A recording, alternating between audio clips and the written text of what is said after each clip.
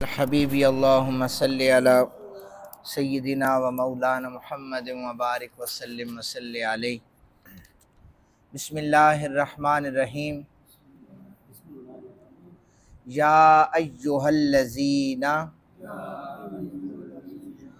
आमनू ला यहिल्लु लकुम अन तरिसुन निसा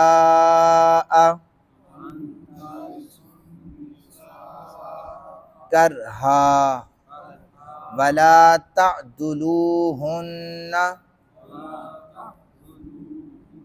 लितज़हबू बिबअदि मा आतैतुमूहुन्ना इल्ला अन यअतीना बिफाहिशतिन मुबय्यिना व आशिरूहुन्ना बिलमारूफ फ़इन करिहतुमूहुन्ना फ़असा अन तकरहू शैअन व यजअलल्लाहु फ़ीही खैरन कसीरा। सदक़ल्लाहुल अज़ीम। तर्जुमा समाअत फरमाएँ। अल्लाह रब्बुल जलाल इरशाद फरमाते हैं, ऐ ईमान वालो, तुम्हारे लिए ये जायज़ नहीं कि तुम ज़बरदस्ती औरतों के वारिस बन जाओ, और ना तुम उनको इसलिए रोको कि तुम उनको दिए हुए महर में से कुछ वापस ले लो, सिवा इस सूरत के कि वो अलल ऐलान बेहयाई का इर्तिकाब करें और तुम उनके साथ नेक सलूक करो। फिर अगर तुम उनको नापसंद करो, हो सकता है तुम जिसको नापसंद कर रहे हो अल्लाह ताला ने उसी में भलाई रखी है। ये इस आयत पाक का तर्जुमा है। और इससे पहले औरतों के मसाइल बयान किए, फिर उसके बाद तौबा का उसी मुनासबत से ज़िक्र किया। अब यहाँ पर फिर ज़माना जाहिलियत के हवाले से रब्बुल जलाल ने बयान फरमाया कि लोग औरतों पर तरह तरह के जुल्म व सितम करते थे, उनको इज़ा पहुँचाते थे। इस आयत में अल्लाह ताला ने औरतों पर जुल्म व सितम इज़ा रिसानी से मना फरमाया है।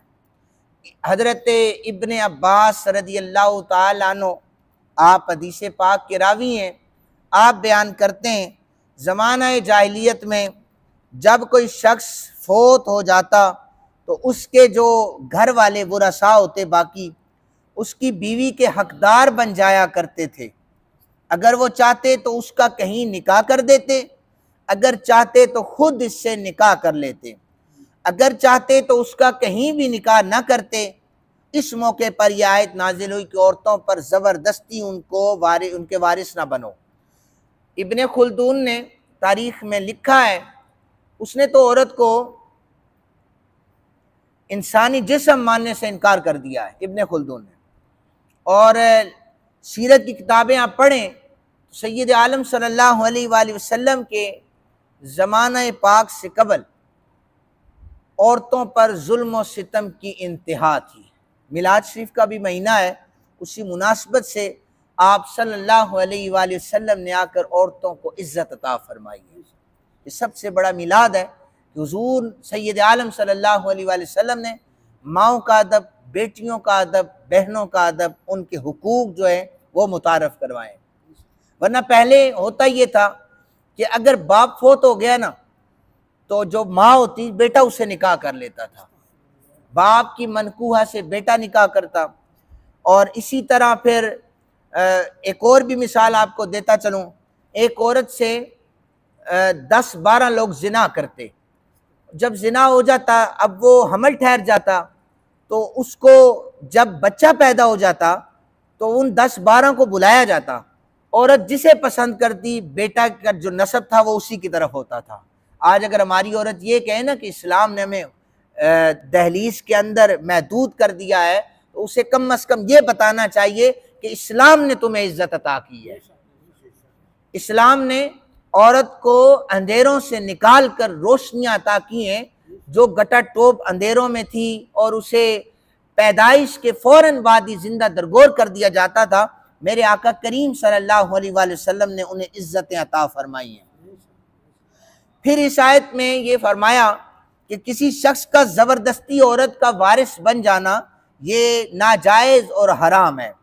फरमाया कि और तुम महर के लिए इन्हें वो रोक लेते थे। होता ये था कि उसका महर होता था तो वो कहते थे कि अब इसका हामिन तो फौत हो गया है, तो जाहिर सी बात है जब दूसरी जगह निकाह करेगी अब हमसे महर मांगेगी, हम महर नहीं देंगे, इसलिए या तो अपने ही कोई इससे निकाह कर ले, तो या फिर इसको घर में बिठाए रखो, यहीं पर ये फौत हो जाएगी। पर कुरान कहता है कि हत्ता के वो अलल ऐलान बेहयाई का इर्तिकाब ना करें।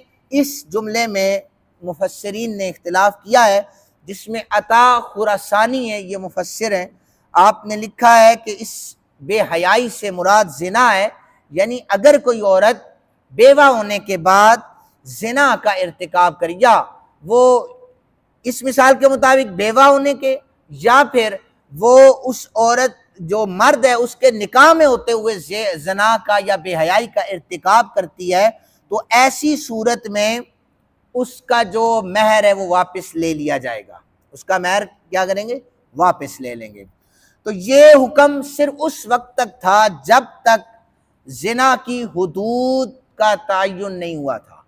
जब आय मुबारका जो मैंने उस दिन पढ़ी है कि जब उसे 100 कोड़े मारे जाएं या रजम किया जाए, जब ये नाजिल हो गई तो इसका हुक्म जो है वो मनसूख हो गया। ये अता खुरासानी रहमहुल्लाह अलैह के नज़दीक है। हज़रत इब्न अब्बास रदी अल्लाह तआला अन्हु कहते हैं अलल ऐलान बेहयाई से मुराद शौहर से बुग़्ज़ रखना है। ये अलल ऐलान बेहयाई कुरान ने कहा है, और इब्न अब्बास रसूल कायनात सल्लल्लाहु अलैहि वसल्लम की बारगाह के सबसे बड़े आलिम हैं। हुज़ूर ने इन्हें सबसे बड़ा आलिम कहा है और साहबी रसूल हैं। वो फरमा रहे हैं कि बेहयाई का इर्तिकाब, इससे मुराद है मर्द से बुग़्ज़ और उसकी नाफरमानी, इसे बेहयाई कहा गया है। आपने फरमाया अगर औरत मर्द से बुग़्ज़ रखे या उसकी नाफरमानी करे तो ऐसी सूरत में उसको जो महर दिया हुआ है ये वो वापस ले सकता है। और हज़रत जाबिर रदी अल्लाह तआला अन्हु कहते हैं रसूल कायनात सल्लल्लाहु अलैहि वसल्लम ने फरमाया औरतों के मामले में अल्लाह से डरो, तुमने इन औरतों को अपने अक़द में अल्लाह की अमानत से ले लिया है, अल्लाह की इजाज़त से तुमने उनके जिस्मों को अपने ऊपर हलाल किया है, तुम्हारे उन पर हुकूक हैं, उनके तुम्हारे ऊपर हुकूक हैं, तुम्हारा इन पर हक ये है कि वो गैर मौजूदगी में अपने बिस्तर पर किसी और को ना आने दें और किसी नेक बात में वो तुम्हारी नाफरमानी भी ना करें। जब वो ये सारी चीज़ें कर लें तो नान नफ़के पोशाक की जिम्मेदारी तुम्हारी है। ऐसी सूरत में भी अगर कोई मर्द औरत के नान नफ़के की जिम्मेदारी नहीं उठाता तो वो अज़रुए शरीयत जो है वो गुनाहगार भी है और वो अल्लाह ताला के हुक्म का बागी भी है।